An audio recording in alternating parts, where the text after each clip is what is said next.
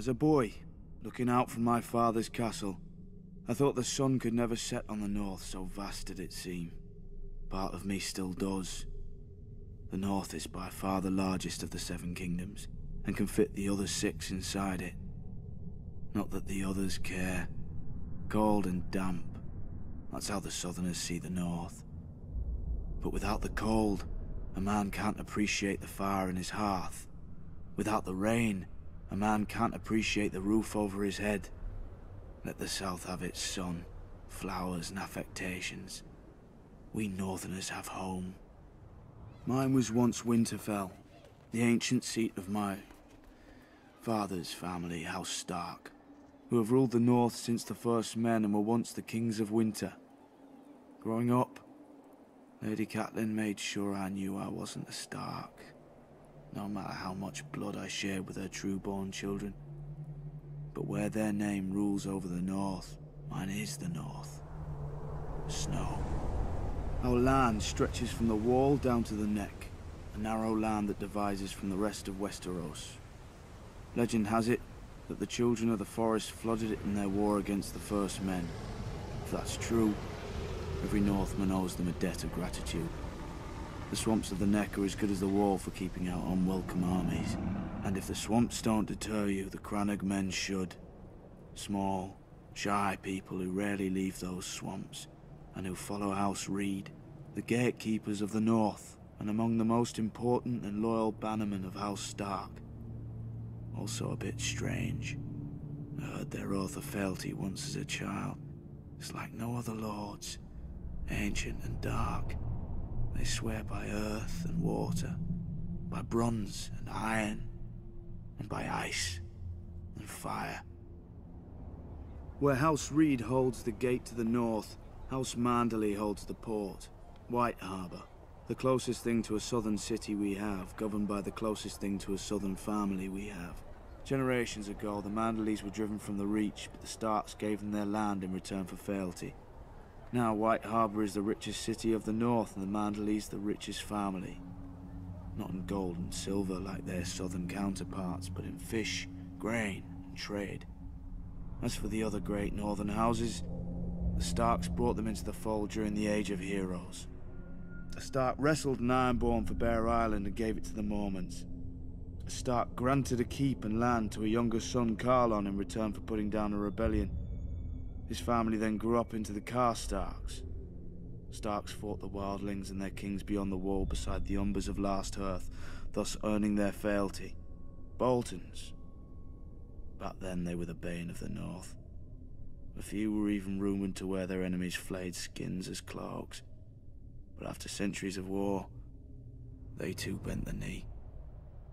And so House Stark became the kings in the north, but never forgot that they weren't the north. When Aegon and his dragons landed on Westeros, the kings of the Rock and the Reach sent all their men to die to defend their crowns. Torrhen Stark knelt, to spare his people the same fate.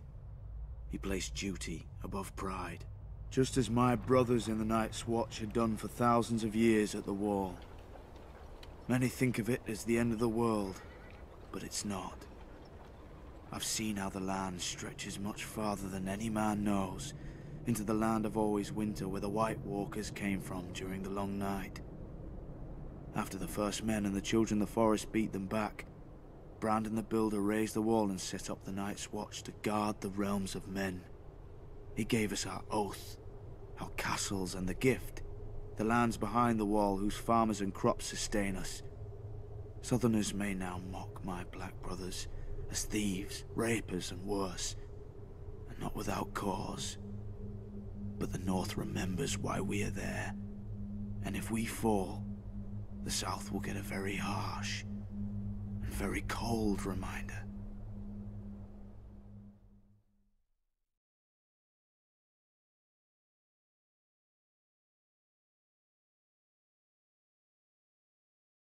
The Westerlands are all bounded by 3 natural defenses: mountain, sea, and forest. Necessary barriers when the land is as rich as ours. From our mines come the gold and silver that fuel the rest of Westeros. From Lannisport, our largest city, come the most skillful gold and silversmiths in the land. Yet geography alone is not strength. The Westerlands would have been sacked and pillaged for thousands of years if it hadn't been for the men who ruled it. My family, House Lannister.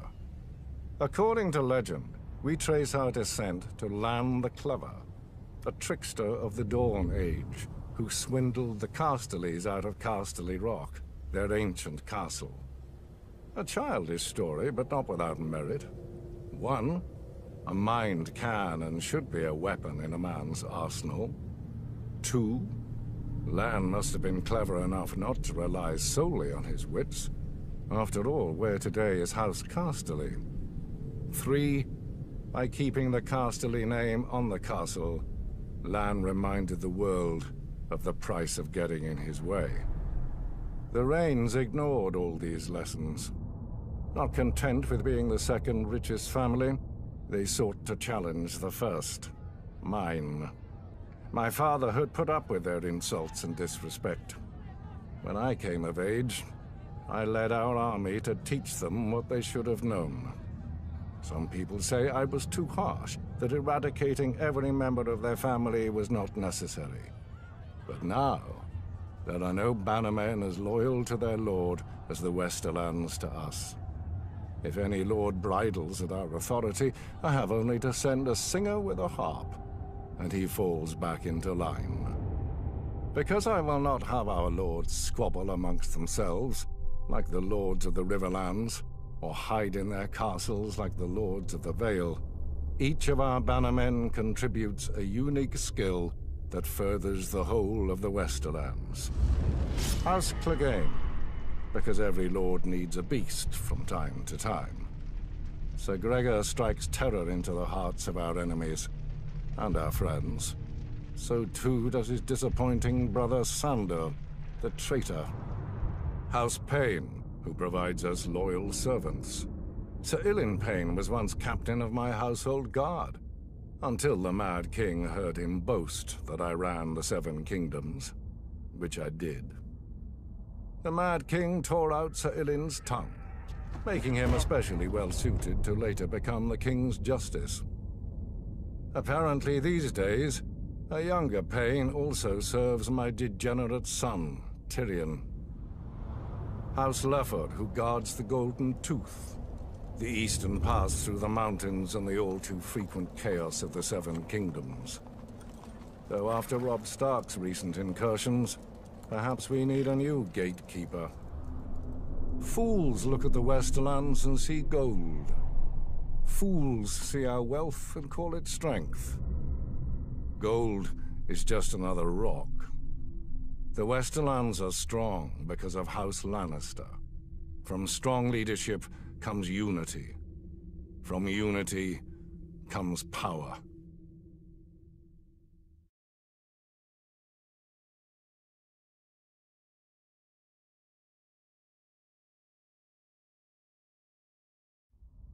Men have fought over the Riverlands since the Dawn Age, though that's to be expected of things that rest below the neck. Doesn't help that the Riverlands are between everything and everything else. The Westerlands' gold, the Reach's grain, the Vale's rock, and the North's snow? House Mud once ruled as the kings of the rivers and hills, but after 1,000 years their line was exhausted and fell to the Storm Kings, who fell to the Ironborn. I suppose after years of drowning at sea, our rivers look pretty attractive to that race of pirates and rapers. Never mind that their monstrous castle, Harrenhal, was too large to staff and garrison. It turned out the Ironborn wouldn't be there long enough to bother. Aegon Targaryen landed to our south, and, as had many before him, liked the look of the Riverlands. My ancestor Edmund Tully led the desertion of Riverlords to his cause, and was rewarded by getting to watch King Harren burn in his own tower. Unfortunately, that's not all Edmund got. House Tully was named the Lord Paramount of the Trident, which means we had to keep in line all those lords who hadn't governed themselves for thousands of years. We were now responsible for aiding the Malisters at Seaguard against the pouting Ironborn whenever they got cheeky. For settling Harrenhal on families stupid enough to think its curse would skip them after devouring all previous families. For keeping the Blackwoods and Brackens from wiping each other out, and giving us 2 more castles to deal with. For keeping the Freys in their place and out of others' pockets. For marrying off our sons and daughters wisely enough so we didn't follow House Mud into, well, the mud. Yet under the Targaryens, the Riverlands knew a peace we hadn't had for centuries, if ever. But like all good things, sooner or later it all goes to shit. And our shit had a name. Aerys Targaryen. Westeros has had its share of Mad Kings, but usually they had the sense not to bully more than one powerful house at a time. Aerys soon blundered into a triple alliance. The North, Stormlands, and Vale rose against him. But of course, where do you think most of the blood was spilled? My brother Hoster guaranteed the answer to that with the marriage of my niece to Eddard Stark, the Warden of the North. At least Hoster didn't send her to Robert. So, the Riverlands joined the war against the Mad King, and it was on one of our rivers that Prince Rhaegar died, sealing the fate of his dynasty. Robert was a great soldier and a horrible king. Drinking and whoring are their own brand of madness when you sit on a throne that everybody wants. He died, and another war started. Again the armies marched. Again the Riverlands burned. If Westeros isn't careful, pretty soon our people will grow some sense and abandon this place for a safer realm, like the Dothraki Sea. I joke, of course. The Riverlands are our home, and God's help us, we love it. Still, as they say, the king eats and the hand takes the shit. The same is true of the Riverlands. The 7 kingdoms piss, and the Riverlands change clothes.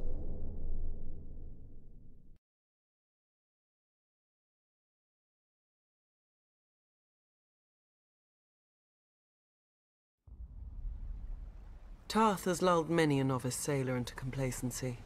Our lush island sits on calm blue water like an emerald set into a sapphire. You would never guess that such a vision is only the sheath hiding the blade of Shipbreaker Bay, with its treacherous tides, unpredictable gales, and sharp rocks lurking just below the water's surface. The storms that blow through the bay water the Kingswood and Rainwood, 2 of the great forests of Westeros, and they give the Stormlands their name. Even without our weather, we have more than earned our name in strife. The first Storm King, Durin, started his reign by declaring war on the gods themselves. He loved the daughter of the sea god and the wind goddess, but they forbade the union. At their wedding, the gods unleashed their might, pulling down his hold and killing all of Durin's family and guests, though his wife shielded him. Durin vowed to rebuild, and when he did, the gods again destroyed his home. His counselors begged him to retreat inland, but he would not abandon his war. Finally, with the council of the Children of the Forest, or perhaps a young Bran the Builder, Durin raised a 7th castle that, try as they might, and still do, the wind and sea gods could not tear asunder. Durin took the name God's Grief and called his new home Storm's End. Having beaten the waters to the east, the Storm Kings turned their gaze to more practical enemies, the Reach, Riverlands, and Dorne. For thousands of years, the Storm Kings fought the Gardener Kings of the Reach and various families of Dorne for control of the Dornish marches just below the Red Mountains. The fighting didn't stop until Dorne married into the 7 Kingdoms, a mere 100 years ago. But still the houses of the Stormlands, such as the Dondarians, guard the Boneway, the mountain pass into the marches, against any Dornish incursion. The Storm Kings had greater luck to their north, at first. They took the trident from the River Kings and built an empire that stretched as far as the Neck.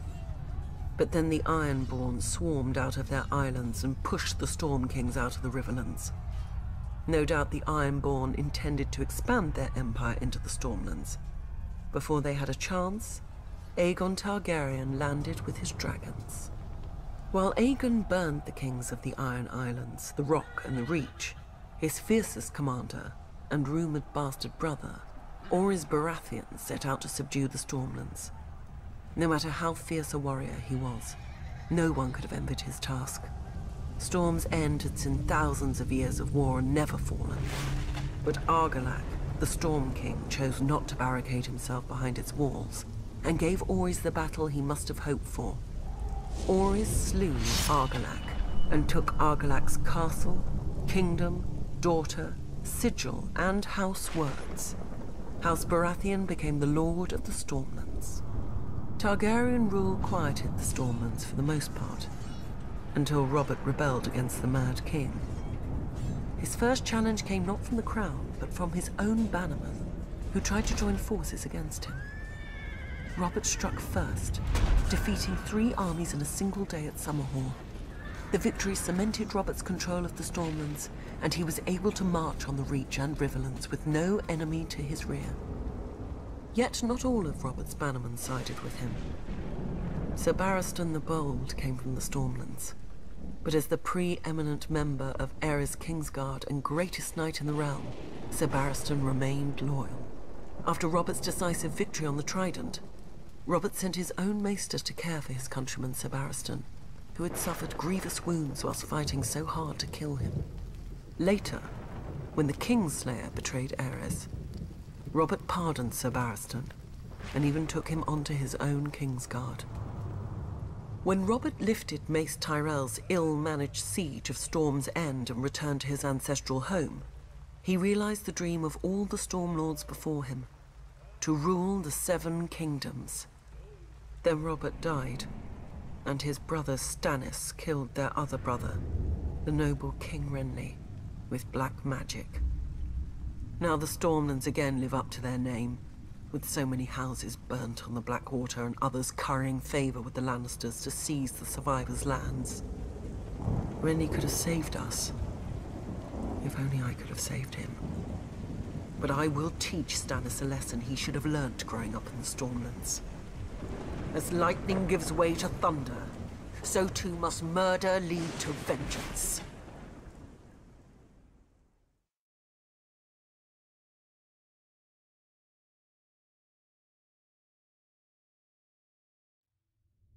Impregnable. That's how the Vale sees itself. Shielded from Westeros by its mountains. They call the entrance to their land the Bloody Gate because, during the Age of Heroes, a dozen armies supposedly smashed themselves against it. Even if they'd gotten through, the roads of the Vale are narrow, steep, and treacherous. Half their men would have slipped to their deaths, or frozen in the mountain snow. Or so the common wisdom goes. Except the Vale has been conquered. Those vaunted mountains didn't stop the Andals who came by the Eastern Sea. The people of the Vale say that Sir Artus Arryn, the Andal general, flew on the back of a giant falcon and slew the Griffin King on top of the tallest mountain. During Aegon's conquest, one of his sisters did the same, flying her dragon over the Bloody Gate and up to the Eyrie, the Arryn stronghold. And the Arryn boy king yielded the Vale in return for a ride on the beast. Do you sense the theme here? The rationalizing of defeats with mythical beasts and the whims of children, instead of acknowledging the root cause, the arrogance of isolation. The men of the Vale are so proud of their mountains, they can't abide any flaw in them. As with the mountains, so too with their blood. The first Andals landed in the Vale as its most powerful lords, the Arryns, the Waynwoods, the Corbrays, like to brag. Through their veins runs the blood of the oldest Andal nobility in Westeros, but through their brains runs an even older folly. That blood matters. If it did, those pure-born lords should have been able to exterminate the hill tribes centuries ago. But those primitive raiders, whose tribes more resemble kennels than families, continue to plague the Vale, even kidnapping an Arryn once, until Tyrion Lannister, an outsider, no Vale Lord ever thought to turn the tribes to the Vale's advantage. That a desperate, warlike people could be useful, not to mention inexpensive. But perhaps the Vale Lords consider such thoughts beneath them. After all, the Vale's isolation does breed an abundance of honor and pious bleating, which governs their decisions instead of foresight. Like a blind man who can only guess where his horse is taking him. I doubt Jon Arryn had even prepared for civil war when he raised his banners instead of handing over his young wards, Ned Stark and Robert Baratheon, to the Mad King. Honor demanded, and Lord Arryn obeyed. He'd have done the same if the boys hadn't been the lords of two great houses, who could field mighty armies of their own.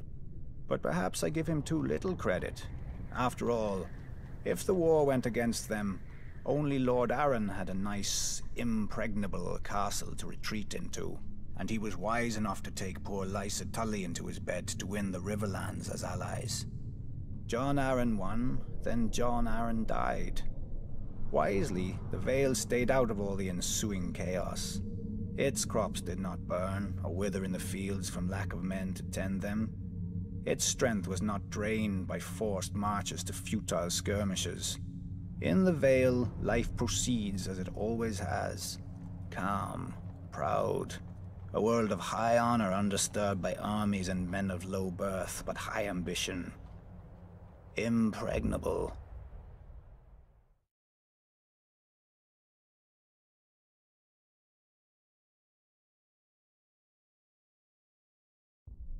The Reach is aptly named. We're the ones who give your hands something to do at the table.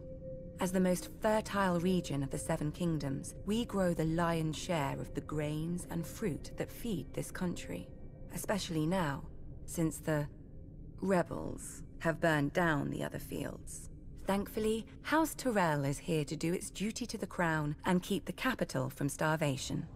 Yet, as with all gardens, weeds grow in the Reach too, though few name them as such. Singers fill our heads with chivalry and courtly love, fluff to make boys fight and girls swoon.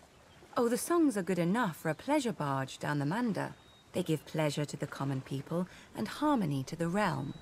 But if the rise of House Tyrell proves anything, it's that virtue and honor have their place. And if you're not careful, that place is the grave.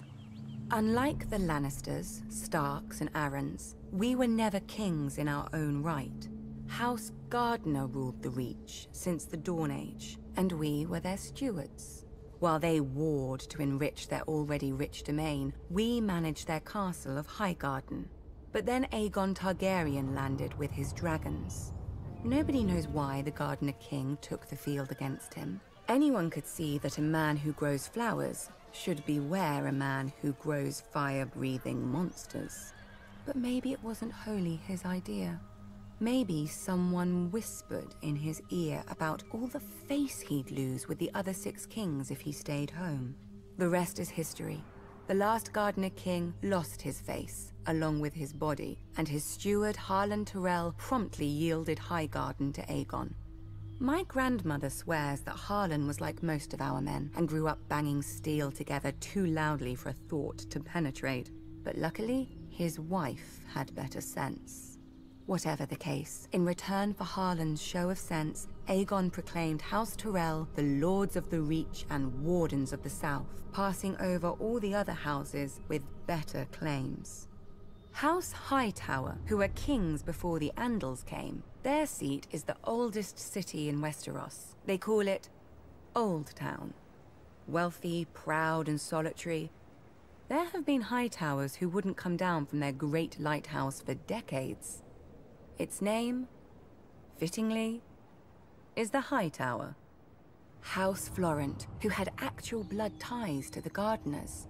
They whinge about their ancient rights to Highgarden every once in a while, and now that their daughter is married to Stannis Baratheon, about their rights to all of Westeros too. Apparently, putting a fox on your banners doesn't impart a fox's wiles. House Tarly, who still gives the Reach the best soldiers it has. If Aegon had named them as his lords, the Reach would have become the greatest military camp in the world, until it starved to death. the price for conscripting all the farmers. Yet Aegon chose us. Centuries later, when his descendant Aerys faced rebellion, the Reach stayed loyal. Mostly. My father, Mace, dealt Robert his only defeat in the war, even if it was my father's vanguard who did most of the fighting before he arrived. After the Battle of Ashford, we laid siege to Storm's End, Robert's home. Unfortunately, the war ended before we could take it and free up our armies to go save the king. The new King Robert had a forgiving nature. Our crimes were brushed aside without even one execution for the sake of formality. Our family was surprised until Robert's new hand, John Arryn, came by with the bill. The Reach is second only to the Westerlands in wealth, and Robert meant to spend as much of it as he could get his hands on. We gave him the coins he wanted, and later, when he wanted our grain or fruit or wine, he gave them back at whatever price we set. Now, much of Westeros is ashes. The rest of it is armies. As the Starks are fond of saying, winter is coming, and for leagues outside the capital there isn't a harvest to be seen. Have no fear. The Reach is, as always, bountiful. House Tyrell will manage the harvest and keep the Seven Kingdoms from starvation, like the good stewards we once were. Just ask House Gardner.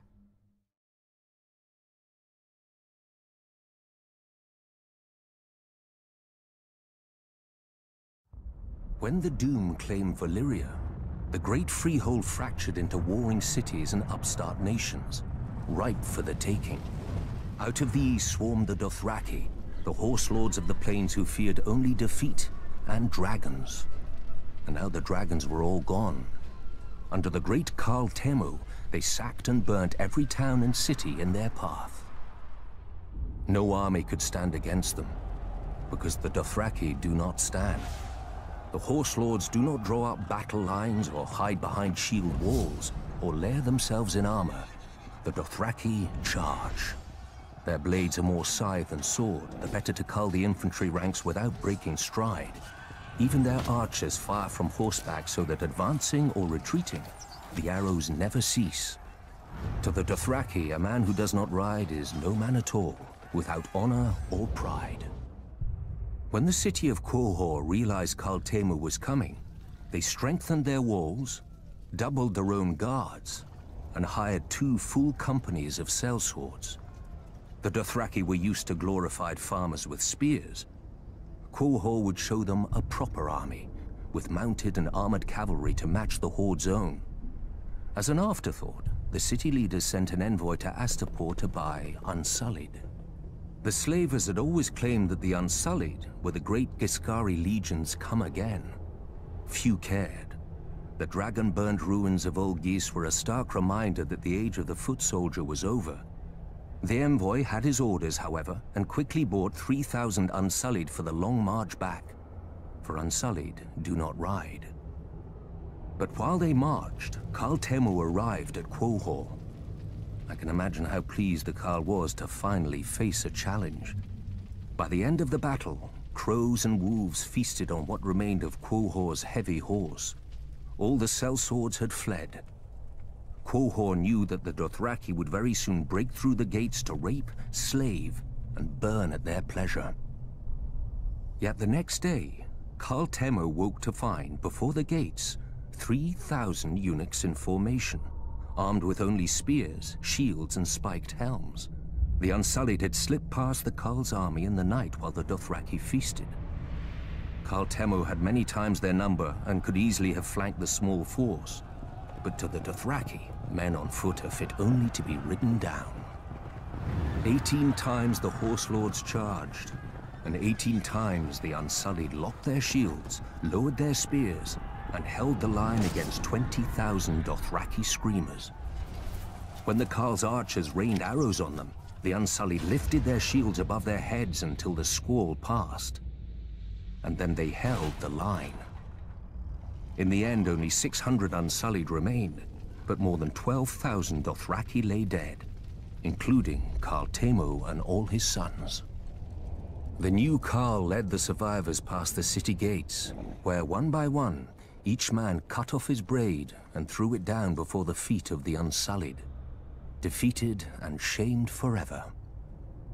Since that day, the Unsullied fill the ranks of cities and households wealthy enough, or desperate enough. Sellswords fight for gold, knights for glory, and Dothraki for blood. To a man, the Unsullied fight only to obey. With the right master over them, imagine how the forces of chaos would break against their shields. The conquerors, the madmen, the usurpers.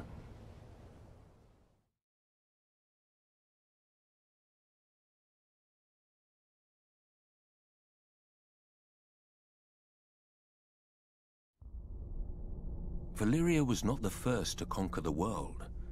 In the dawn of days, the city of Geese opened its gates and poured forth its legions across the continent of Essos.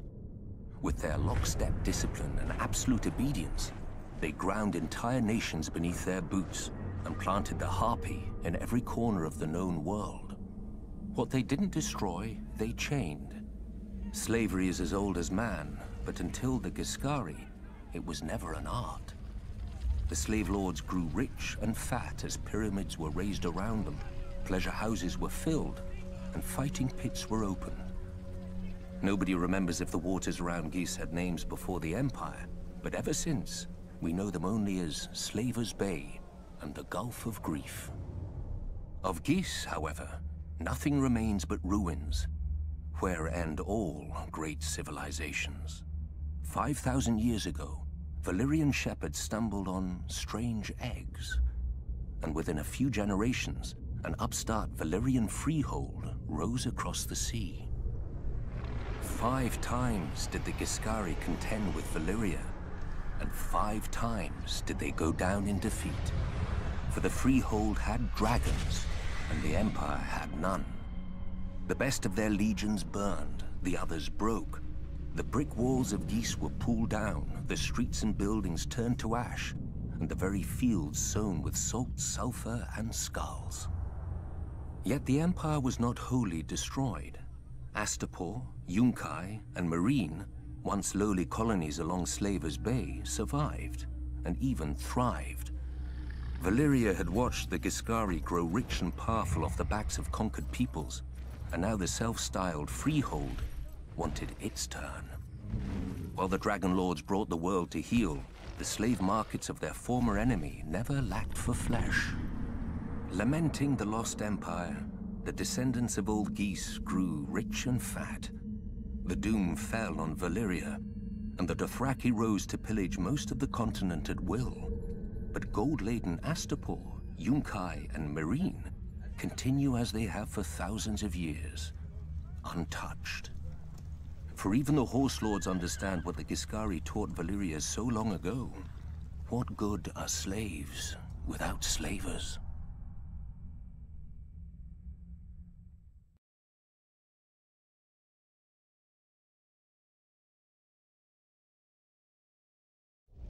I was born youngest of 8 in Myr, across the narrow sea. So my father gave me over to the Red Temple. In their wisdom, they decided to make me a priest instead of a warrior or a temple prostitute like other children. It was not the path I would have chosen. Sure, I prayed the prayers and I spoke the spells, but I also led raids on the kitchens. And from time to time, they found girls in my bed. Such wicked girls. I never knew how they got there. Then again, I did have a gift for tongues. And when I gazed into the flames, well, from time to time I saw things. Even so, I was more bother than I was worth. When the High Priest foresaw Robert's ascension, he sent me to turn the Storm Lord to the Lord of Light. When Robert seized his crown, we'd take all of Westeros from the Seven in a single stroke.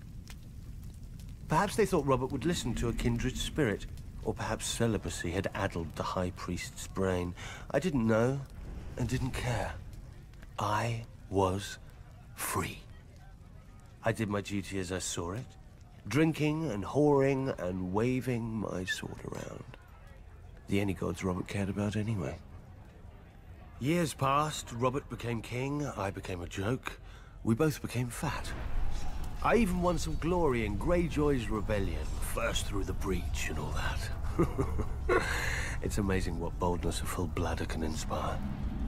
But Robert had stopped listening to my sermons a long time ago, even if I'd still bothered to give them. Then came Robert's death, and the war. I'm not speaking of those brats squabbling over the world's pointiest chair. Powers long asleep are waking and moving through the land. I've seen them in my flames. Shit, I've seen them with my own 2 eyes. The Lord of Light is real. And if he's real, then all of it is real. Man once again faces the war for the dawn, which has been waged since time began. On one side is the Lord of Light, the heart of fire, the god of flame and shadow. Against him stands the great other, whose name may not be spoken. The Lord of Darkness, the soul of ice, the god of night and terror. According to prophecy, our champion will be reborn, to wake dragons from stone and reforge the great sword Lightbringer that defeated the darkness those thousands of years ago. If the old tales are true, a terrible weapon forged with the lifeblood of a loving wife's heart. Part of me thinks man was well rid of it, but great power requires great sacrifice. That much, at least, the Lord of Light is clear on. I sound like a dried-out old woman, I know. But as our former hand liked to say, winter is coming. When the cold winds rise, all men, no matter their faith or lack of it, huddle beside my night fires. And I pray the prayers, and speak the spells, and beseech the Lord of Light to bring back the dawn. So far, so good. But reprobate as I am, I can't help but wonder what will happen if, one day, our Lord does not answer. Imagine a night that goes on forever, so dark and full of terrors. I think I need another drink.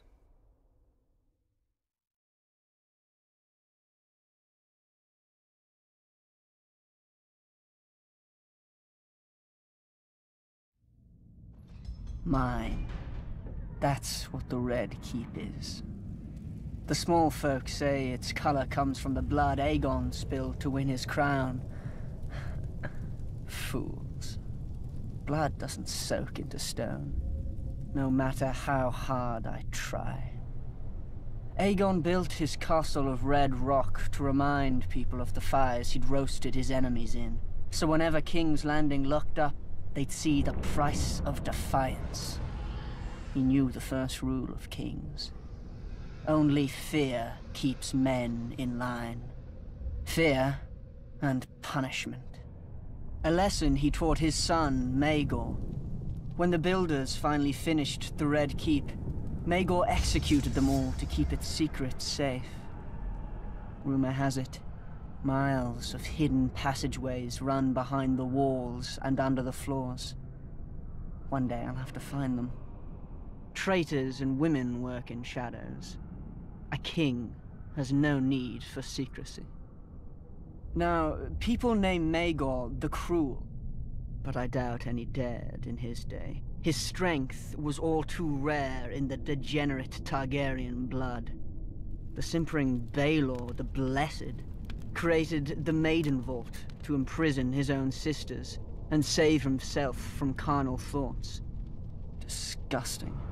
Though, I admit a Prince Vault could be amusing when Tommen bores me. My favorite place in the Red Keep?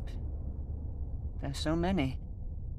The Traitor's Walk, where I mount the heads of my enemies. It's a shame flesh rots so slowly. I've almost run out of spikes. The dungeons are also quite nice once you get past the first 2 levels. A stable for common criminals and private cells for useful highborns. How boring, I know. But then you come to the black cells. No windows, no torches, just darkness, and whatever you hear in there with you. Here we keep the greatest traitors, until the king is ready for them, and with these, I often like to take my time. But I've heard rumors of an even lower, hidden level, Maegor's favorite. Once a man was taken here, He never saw the sun again, nor heard a human voice, nor breathed a breath free of agonizing pain. Varys must know the way, but that overgrown girl pretends not to. Maybe he fears I'll make him a victim. Maybe I will. Then again, torture chambers are just so... private. Better to punish your enemies where everyone can see and remember. Like that Targaryen who forced his nephew to watch as he fed the boy's traitor mother to a dragon. Oh, what I could do with a dragon. Even Aerys, fool as he was, knew to burn men alive with an audience, to spread the terror far and wide across his kingdoms. Of course, I know my favorite place now. When I sit on the Iron Throne, high in the Red Keep, all of Westeros scuttles below me, like insects, waiting for my heel to land.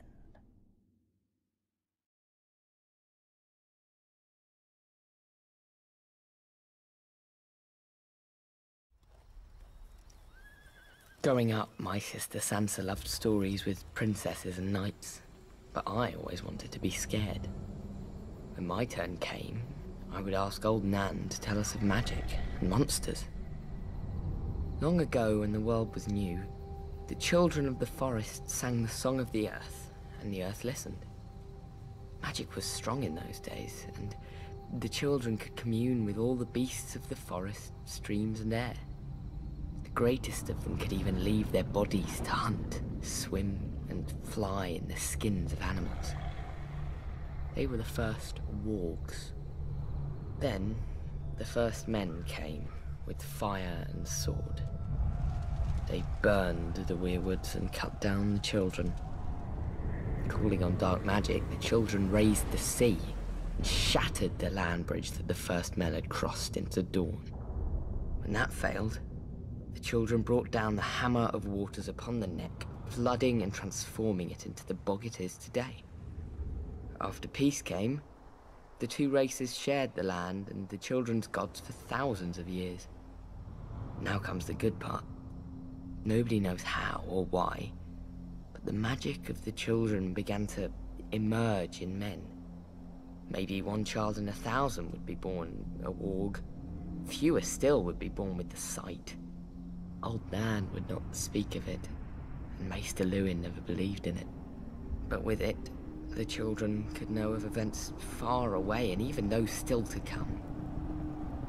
Some say the sight was the children's most powerful and terrible secret, and helped turn the tide during the long night. Magic has since fled our world. Among the small folk, any child suspected of being a warg will be left out to die. Beyond the wall, though, a careless hunter might still find his prey has claws and teeth, and a man's mind to guide them, for the wildlings have a different idea of monsters. But even wildlings keep their distance from a warg, because, and here old Nan would lean in close and whisper, how can you tell if the man is wearing the beast, or the beast is wearing the man? Now, old Nan has no more tales, and Maester Lewin will never scoff again. That's fine. I don't like scary stories anymore, because I'm in one.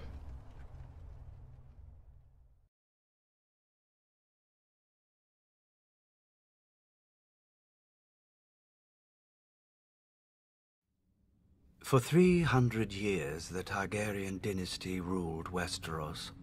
Wars were still fought, homes still burned, and men still died. But compared to the chaos of what came before, the realm was stable. And boring. The Targaryens lied, thieved, and killed as much as other lords. They just had dragons to answer all complaints. Until they didn't.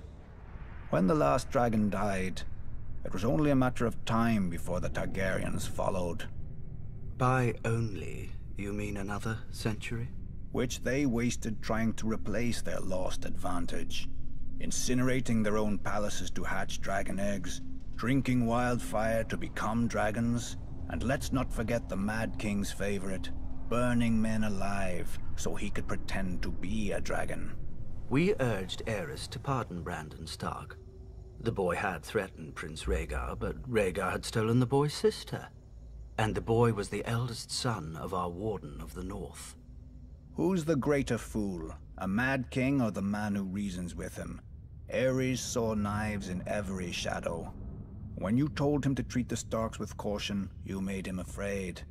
And what he feared, he killed. I wouldn't have thought you, of all people, would bother with recriminations for Brandon's death, Lord Baelish. Not after your, shall we call it, duel with him? Brandon was as arrogant as he was stupid. Like his father, Lord Stark, who answered Aerys' summon to the capital. They earned their fates. But the younger son, Ned, what was his crime? That Aerys ordered his death as well. Unlike men, families don't die when you lop off their head. At the very least, you should have pointed out that loyal and dutiful Ned was living with Jon Arryn, a proud and over-righteous lord with an impregnable castle and no sons of his own. Perhaps you could have spared Aerys the embarrassment of revolt. If only we'd had the foresight to consult you, Lord Baelish, but I suppose first we'd have had to know who you were. Nobody knew Robert Baratheon either, yet he claimed the right to sit on the Iron Throne. He had Targaryen blood, through his mother. A pretty dress for an ugly truth. It was war, and he could swing a hammer harder than the other options. When did you know you'd lost, Lord Varys? When Robert Baratheon killed Prince Rhaegar on the Trident. Wrong. You lost the war when you let Ned Stark slip back into the north. Neither the bloody gate to the Vale or Moat Cailin in the north have ever fallen. They could have held out for years, even if you'd killed Robert. But you let him slip through your fingers as well. I told the court that Robert was hiding in the Stony Sept, but the hand of the king wasted too much time searching the city. Something about the glory of single combat. Then Ned Stark's army arrived to save the day. Too bad Lord Tywin wasn't hand any longer. He would have simply razed the town and been done with it. Perhaps. And perhaps the rebels would have found even more of the countryside flocking to their banners. I'd almost forgotten. You weren't always so loyal to the Lannisters during the war, were you? I did my duty to the realm. When Lord Tywin showed up at King's Landing professing loyalty, I warned Aerys not to open the gates. Prince Rhaegar was dead, our army scattered. The lion does not stir unless he smells meat. I admire your powers of persuasion, Lord Varys. Few could traffic in so many secrets to so little avail. Grand Maester Pycelle told Aerys what he wanted to hear, that his old friend Tywin was there to save him. Then Aerys' old friend sacked the city, and his son stabbed Aerys in the back. A regrettable, though necessary action. As were the pardons the new King Robert bestowed on the Royalists. Mace Tyrell, Barristan Selmy, you. King Robert wisely chose order over vengeance. Jon Arryn wisely chose for Robert, but Jon Arryn died.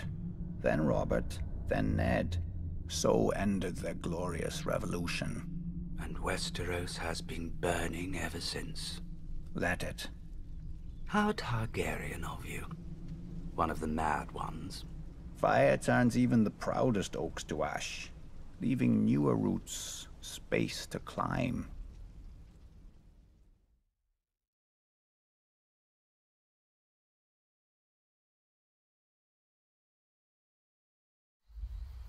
Mudmen, bog devils. Those are just the most pleasant names our fellow northerners have for us, the Crannogmen who live in the swamps of the Neck. Because we do not live in castles like them, because we do not farm like them, because we are not tall or rich like them. But through our veins flows the same blood of the first men, and, at times, maybe something more. We still live much as they did, on floating islands in houses of thatch and woven reeds. We fish, hunt, and tell our children of our heroes. the Knight of the Laughing Tree who fought in the year of the false spring, the last Marsh King who challenged the Starks and lost his crown and his daughter, and other stories, older still, since lost to the world. The Neck was not always a swamp. In the Dawn Age, it was as dry and fertile as the rest of the North. But during the war with the First Men, the Children of the Forest brought down the Hammer of Waters on the Neck, trying to break Westeros in two. When the waters finally receded, they left the bogs and swamps we know today. Many of the First Men decided to fight on, but my ancestors wisely chose to heed the children's power and advanced no farther. They beat their swords into frog spears and fish hooks, and settled a land forever devastated by the folly of war. Unlike the rest of Westeros, we keep no garrisons and raise no soldiers for petty spats with our neighbors. Our land protects its own. An outsider will find in the Neck an endless morass of suckholes, quicksands, and green grass that looks solid to the unwary eye, but turns to water the instant you tread on it. If you're lucky enough to be armored, you'll only drown inside your own steel. If you're not, you get to meet what swims in that water. Serpents and monstrous lizard lions with teeth like daggers and never enough to eat. Don't worry. Only your horse will live long enough to feel their poisons burning through it. If you somehow survive all this, you may find that a well-placed dart can be as deadly as any blade. Not that you'll see us blowing it your way. Since the fall of the last Marsh King, House Reed has ruled the Neck beneath the banner of a black lizard lion on a grey-green field. We are not wealthy, powerful, or known even to our own countrymen. Our home, Greywater Watch, is no castle you've ever seen. And seeing it once does not mean you'll ever find it again. For Greywater Watch moves. Many would-be conquerors have died trying to find us. With war all around and our Stark Lord besieged on all sides, many more will doubtless soon try. They will look at us on a map and see a stranglehold for the north. And they will forget that the sea itself once entered the Neck, and not all of it returned.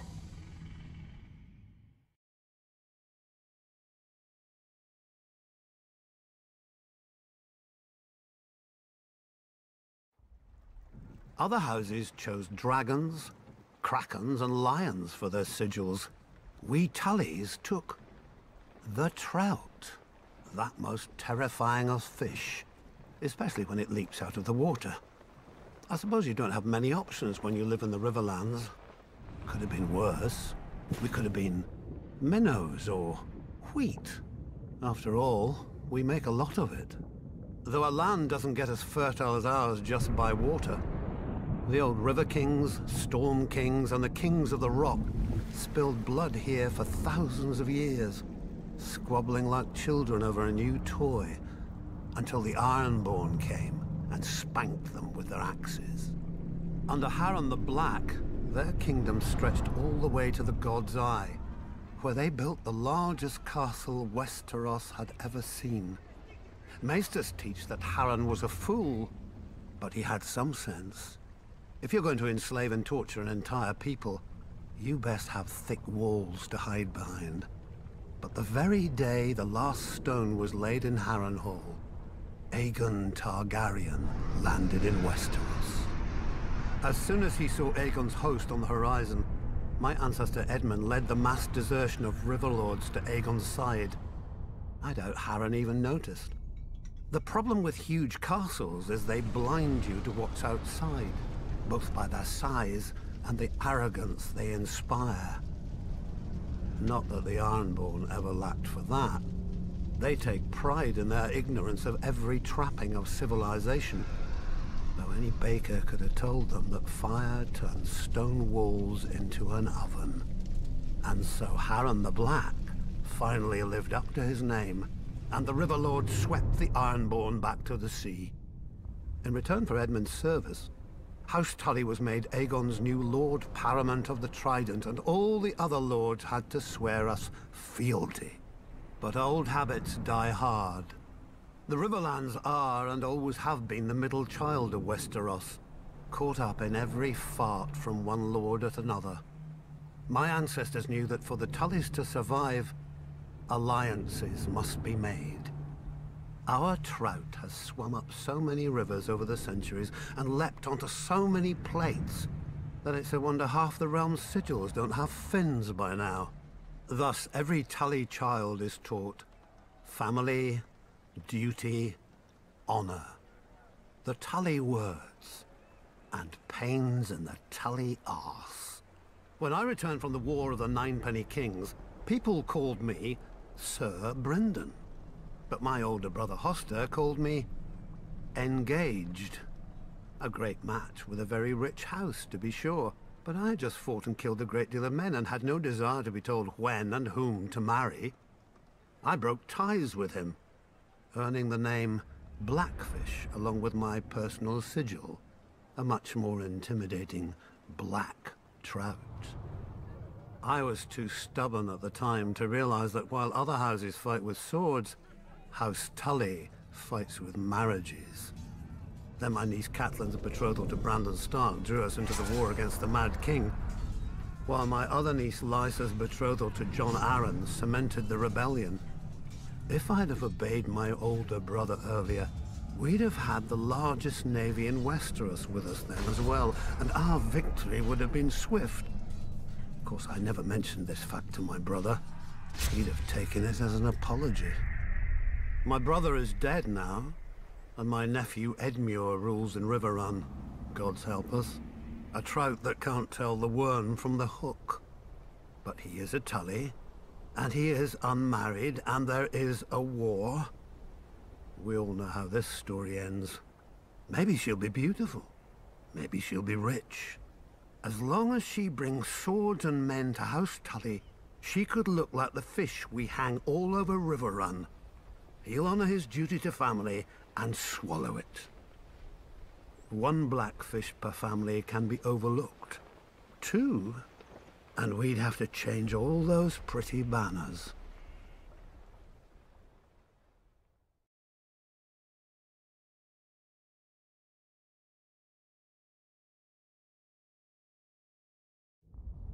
Like the Starks, the blood of House Bolton runs back to the first men. Singers call those times the Age of Heroes. A mask for a savage world that bred savage men. The Lannisters swindled their enemies. The Storm Kings hammered them, and the Starks cut off their heads. In such company as this, were the Boltons really so indelicate? Unlike some other houses, my ancestors owned the Bolton words, "Our blades are sharp." They passed down not a Valyrian greatsword, but a knife, honed and thin enough to fit between the topmost layer of skin and the tissue below. And peel. For as we all learned as children, a naked man has few secrets, a flayed man none. In those dark days, they say that some of my more willful forebearers would even wear their enemies' skins as cloaks. But no such tokens remain, if they ever existed.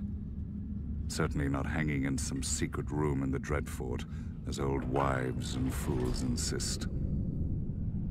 I suspect my house itself was responsible for spreading such rumors in the first place. Few weapons are as effective as terror, and this was an age of war. House against house, brother against brother. The Iron Men were on the rise, and never far from our shores. We must have seemed ripe for the taking, too busy fighting each other to deal with the raiders as they deserved. Thus the Starks took it upon themselves to unify the North, under them. They drove the pirates out of White Knife and claimed the eastern coast, and married the Marsh King's daughter for the neck. A Stark wrestled for Bear Island and won. Or so they say. Silly stories. Blood and Steel won the North, and the Starks had the most of both. After years of war, my ancestors gave up their barbaric practices and bent the knee to their new kings. Thus House Bolton became what we are today, loyal bannermen and staunch ally to the Starks, and the second greatest house in the north.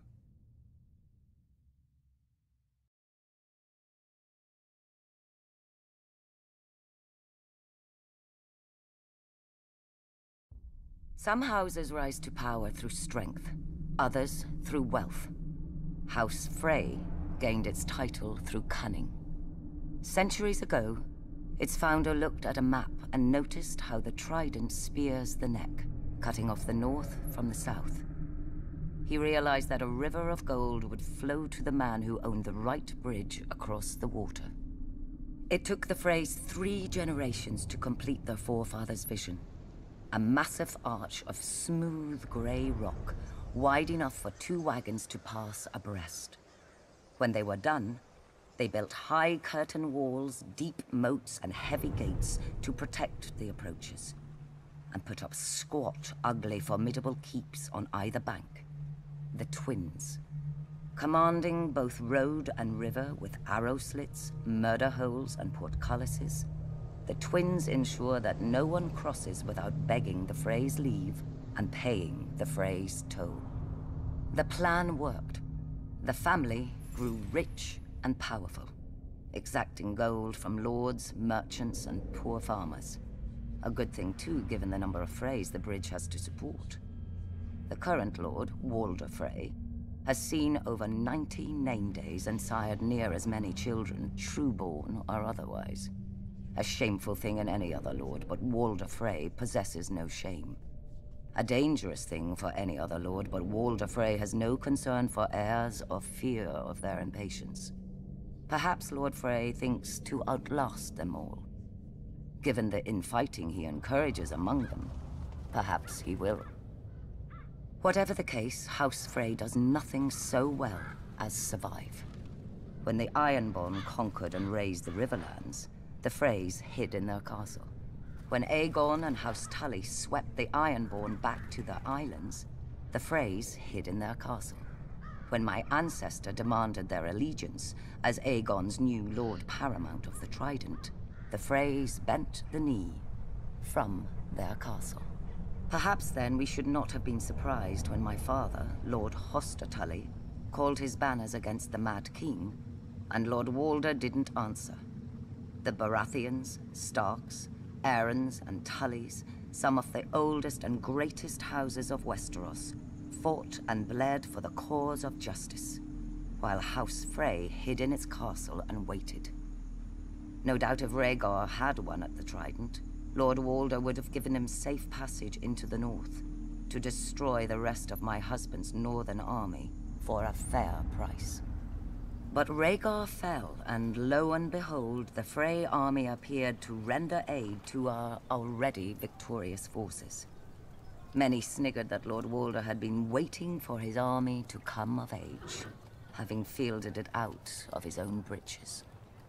My own father named him the late Lord Frey, to the other lords' amusement, a slight that pricks Lord Walder to this day. In many ways, however, Lord Walder was wise. We had no guarantee of victory, and had he fought with us from the outset and we failed, he would have lost the bridge his family was so proud of. More pride than honor. Those should be the words of House Frey. Yet part of me wonders if Lord Walder waited not out of fear but hope. That we would be destroyed, leaving him to assume my family's place as Lord Paramount of the Trident. To buy the respect they've always wanted, but refused to earn. No. Not even Lord Walder could be so disloyal.